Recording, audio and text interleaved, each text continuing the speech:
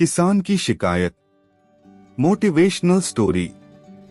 एक बार एक किसान हर कभी आने वाले आंधी तूफान, ओलावृष्टि, तेज धूप इत्यादि से परेशान हो गया, क्योंकि कभी कभी फसल ज्यादा खराब हो जाती थी। इसलिए वह परेशान होकर ईश्वर से शिकायत करने लगा। किसान बोला, आप ईश्वर तो है, लेकिन फसल को कब क्या चाहिए इसकी जानकारी नहीं है। जिसकी जरूरत भी नहीं होती है वह भी देते रहते हैं। इसलिए आपसे मैं विनती करता हूं कि आप मुझे एक मौका दीजिए, मेरे कहे अनुसार मौसम कीजिए, फिर हम सब किसान अन्न के भंडार भर देंगे। ईश्वर मुस्कुराए और बोले, ठीक है, आज से तुम्हारे अनुसार मौसम रखूंगा। किसान खुश हो गया। किसान ने अगली फसल में गेहूं की बुवाई की। उसने जब चाहा तब धूप मिली, उसने जब चाहा पानी मिला। पानी की तो उसने बिल्कुल कमी नहीं आने दी। आंधी, बाढ़ और तेज धूप तो उसने आने ही नहीं दी।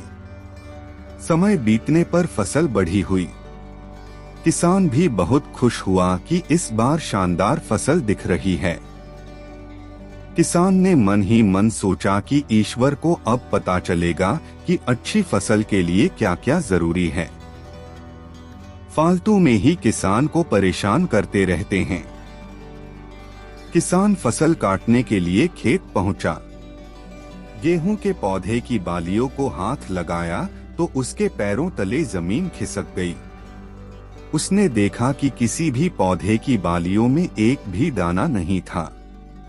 किसान दुखी हो गया और बोला, हे ईश्वर, ऐसा क्यों हुआ? क्योंकि मैंने तो सब कुछ सही किया और सही समय पर किया।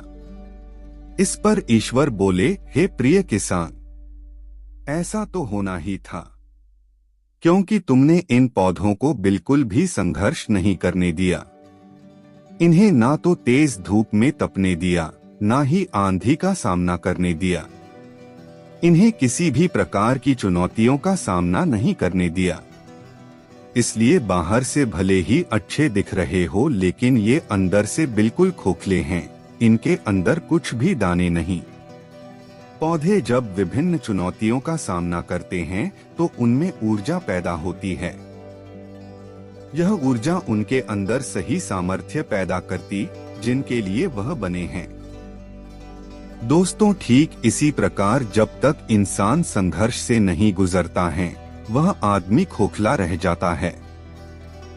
जीवन की चुनौतियां ही उसके लिए उन्नति के नए रास्ते खोल देती हैं और आदमी को मजबूत और प्रतिभाशाली बनाती है। इसलिए आपके भी जीवन में मुसीबतें या चुनौतियां आए तो घबराना मत। यह आपको बिखेरने के लिए नहीं, निखारने के लिए आई है।